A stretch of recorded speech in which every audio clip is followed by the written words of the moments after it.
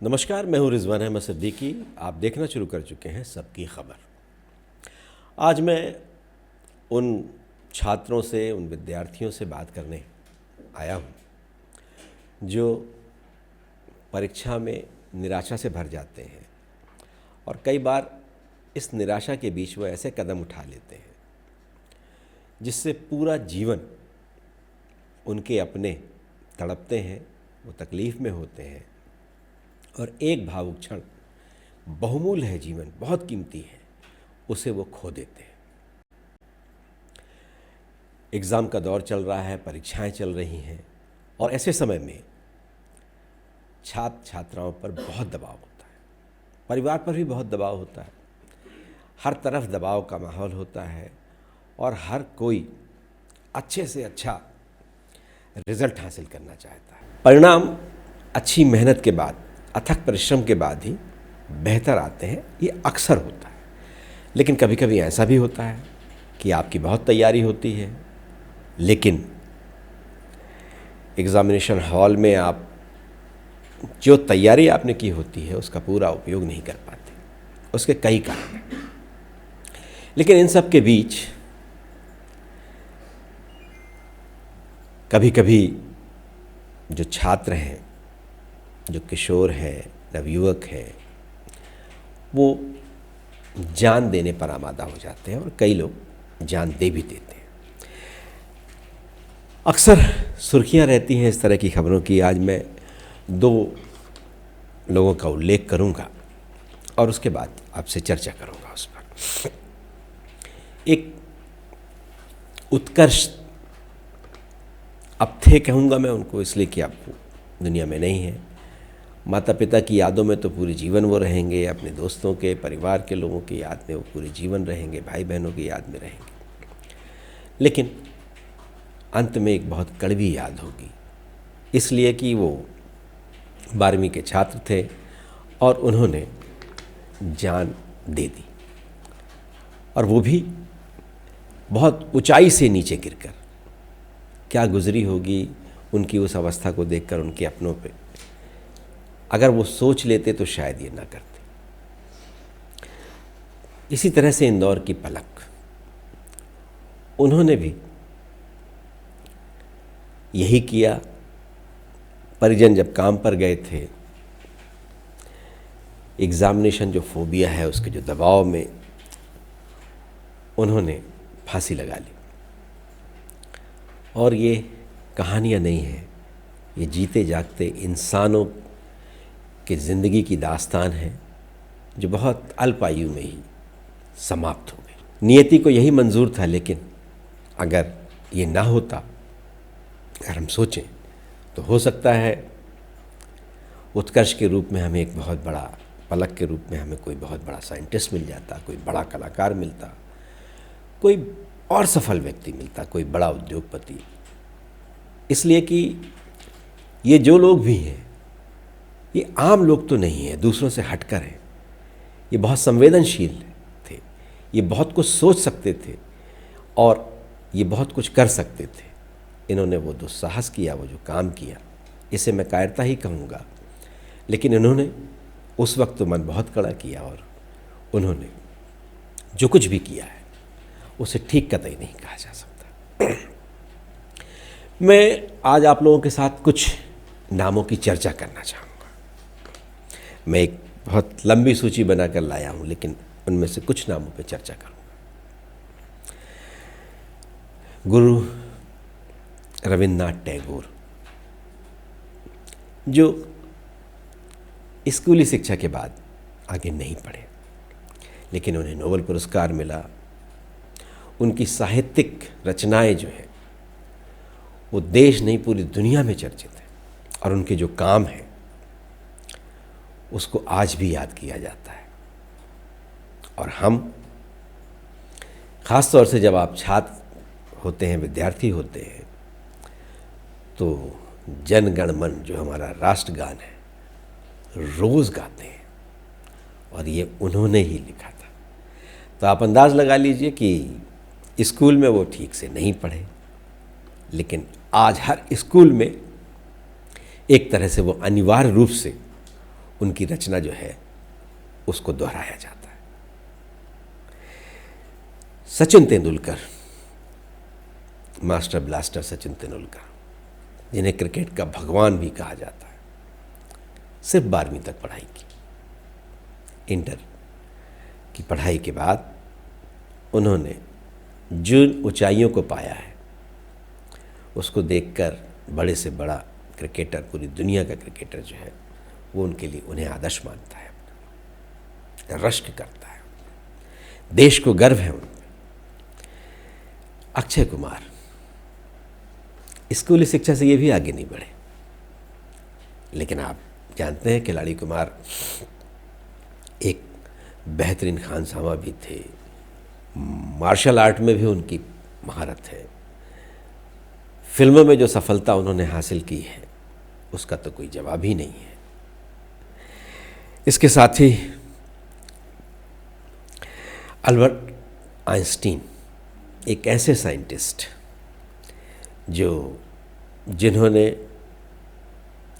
जिनकी खोज से आज दुनिया के बहुत ढेर सारे सिद्धांत चलते हैं, वो भी स्कूल तक ही पढ़े। बचपन में पढ़ाई में कमज़ोर थे और उन्होंने बहुत लंबे पढ़ाई नहीं की। इसी तरह से थॉमस एडिसन भी है। उन्होंने, आप अगर उन्हें याद करते होंगे इसलिए कि आप विद्यार्थी हैं, तो उन्हें आप याद करते होंगे कि वो बल्ब के आविष्कार से लेकर न जाने क्या क्या आविष्कार किया उन्होंने। लेकिन जब वो स्कूल गए तो उनके शिक्षक ने उन्हें उस योग्य ही नहीं माना, उन्हें अस्थिर माना, उन्हें कम बुद्धि माना और वो स्कूल से निकाल दिए गए। लेकिन उनकी माँ ने ध्यान रखा, उनकी माँ ने उनको लगातार पढ़ाई की और फिर उन्होंने वो कुछ प्रतिपादित किए, ऐसे ऐसे विज्ञान के ऐसे ऐसे सिद्धांत प्रतिपादित किए जिससे पूरी दुनिया के लिए एक नया रास्ता खुल गया। एक और फिल्म बनी थी अभी 11वीं 12वीं फेल। ये कहानी सच कहानी पर आधारित है। एक आईपीएस है जो मध्य प्रदेश के निवासी हैं, मनोज कुमार शर्मा, मध्य प्रदेश के मुरैना के। वो 12वीं में फेल हो गए, लेकिन फिर जीवन में नया मोड़ आया और उन्होंने यूपीएससी का प्रतिष्ठापूर्ण इम्तिहान पास किया और वो आईपीएस है। तो ऐसे अनेक उदाहरण हैं, लेकिन ऐसे उदाहरण आप भी बन सकते हैं। लेकिन बनेंगे तब जब जिएंगे, कुछ करेंगे, संघर्ष करेंगे, मुकाबला करेंगे परिस्थितियों का। इससे निराश नहीं होंगे, इसलिए कि पढ़ाई ज़िंदगी में बहुत ज़रूरी है। लेकिन पढ़ाई ज़िंदगी नहीं है। ज्ञान सबको लेना चाहिए। ज्ञान हर क्षेत्र में, हर मोड़ में आपके लिए भी और औरों के लिए भी उपयोगी है। लेकिन पढ़ाई का मतलब ये नहीं है कि मोटी मोटी डिग्रियों के भरोसे आप ज़िंदगी में सब कुछ पा जाएंगे। बहुत कुछ ऐसा है, आपको मालूम ही नहीं है, बहुत कुछ ऐसा है जो आप कर सकते हैं। और ऐसे मैंने कई नायकों को आपको उदाहरण दिए, और ऐसे नायक अनगिनत नायक हैं। आप तो इंटरनेट की दुनिया से आप जुड़े हुए हैं, आपको सब मालूम है, पढ़े लिखे लोग हैं, आप जानते हैं। आप खोजेंगे जैसे जैसे, ऐसे न जाने कितने उदाहरण मिलेंगे। और देखिए किसके साथ आप बेहतर आप कंफर्ट फील करते हैं, किस तरह की चीज़ों में आप आगे बढ़ सकते हैं। अरे यहाँ तो ये तक कहा जाता है कि जो दिव्यांग है, जिसमें कोई कमी होती है शारीरिक, मान लीजिए किसी की आंखें नहीं है, तो कहते हैं कि उसकी याददाश्त बहुत अच्छी होती है, उसे याद हो जाता है सब कुछ। वो किस तरह की परिस्थितियों में वो ब्रेन लिपि से पढ़ता है, आगे बढ़ता है। तो आपके पास तो ईश्वर ने सब कुछ दिया है। जब आपके पास सब कुछ है तो आप 1 साल की परीक्षा, 2 साल के नतीजों से आप इतना परेशान हो गए कि आप आत्मघाती कदम उठाते हैं। कभी पलट कर देखा है? कभी उन्हें देखिए जिनकी वजह से उनके परिजन, उनके माँ बाप तड़पते रहते हैं, रोते हैं, बिलखते हैं, खून के आंसू पीते हैं। उन्हें क्या क्या देखना पड़ता है, कैसे कैसे दिन देखने पड़ते हैं, कितने अरमान के साथ आपके साथ आपका लालन पालन पोषण किया जाता है। और फिर आप एक छोटी सी चीज़ को नज़रअंदाज नहीं कर पाते। आज नहीं तो कल कर पाएंगे आप। जो आपको अच्छा लगता है उस पर आप अपना ध्यान लगाइए, और अच्छे नतीजे तो तभी आएंगे जब आप शुरू से एक प्लान बनाएंगे, एक योजनाबद्ध ढंग से आप चीज़ों को करेंगे, तो 90%, 99% अच्छे नतीजे आएंगे। कभी कभी होता है कि दबाव होता है, तनाव होता है, आप जो कुछ भी पढ़ लिख चुके होते हैं आप सब भूल जाते हैं, और परीक्षा कक्ष में आपके पास समय कम पड़ जाता है। ऐसा बहुत कुछ होता है। लेकिन इस मैनेजमेंट को सीखिए, इसको समझिए। अब तो कई तरह के हेल्पलाइन हैं। अब तो आप दुनिया में ऐसे बहुत ढेर सारे लोगों से, अपने परिवार के लोगों से, अपने शिक्षक से, अपने बड़ों से, अपने आसपास के लोगों से, न जाने कैसे कैसे बहुत ढेर सारे ऐसे माध्यम आपके पास हैं जिनसे आप अपनी बातें कह सकते हैं और उन्हें अपनी बात उनसे सुन सकते हैं, उन्हें सुना सकते हैं। और जब इस तरह का निराशा का भाव पैदा हो रहा हो तो सबसे अच्छा यही है कि अपनों से बात कीजिए, अपनी बात कहिए, अपनी समस्या उनके साथ शेयर कीजिए। इसको मत छुपाइए। जिस तरह की परेशानियों से आप जूझ रहे हैं उसे बताइए। बताने से मन भी हल्का होता है और कोई ना कोई रास्ता भी निकलता है। ये रास्ता नहीं है जिस रास्ते पर जिन 2 बच्चों के मैंने नाम लिए वो बढ़ गए। ऐसे अनेक बच्चे, पूरे देश भर में अनेक बच्चे। तो पढ़ना बहुत ज़रूरी है, लेकिन पढ़ने के लिए मरना ज़रूरी नहीं है। मर कर भी पढ़ना ज़रूरी नहीं है, इसलिए कि जीवन में बहुत ढेर सारी ऐसी चीज़ें हैं जो आप कर सकते हैं। हम जैसे न जाने कितने लोग अपने जीवन में तरह तरह के संघर्ष झेल कर आते हैं। हमारे मन में ये अवसाद नहीं आया होगा, ये डिप्रेशन नहीं आया होगा, ऐसा नहीं है। हमारे मन में भी आया, हमारे आसपास के लोगों के मन में भी आया।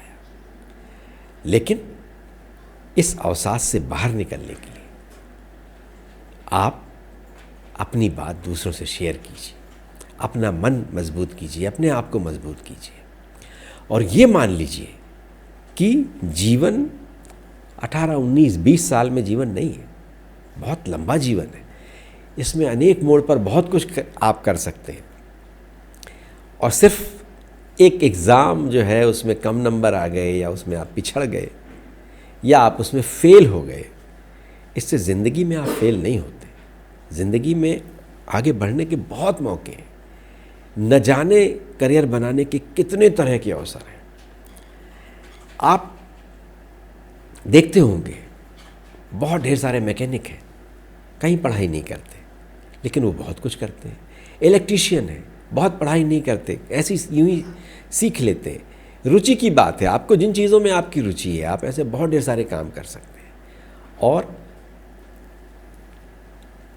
पढ़ाई तो एक डिग्री लेने का ज़रिया है कि आप ग्रेजुएट हैं, पोस्ट ग्रेजुएट हैं, आपने डॉक्टरेट किया है, ये इस तरह की चीज़ों का एक माध्यम है पढ़ाई। ये आपके साथ जुड़ जाता है। लेकिन हुनर बहुत महत्वपूर्ण है, और हर व्यक्ति में कुछ न कुछ कुशलता होती है। किसी न किसी क्षेत्र में कहीं न कहीं वो दूसरों से बेहतर होता है। तो जहाँ आप बेहतर हैं वो कीजिए, और यही इस बेहतरी के रास्ते में बढ़िए।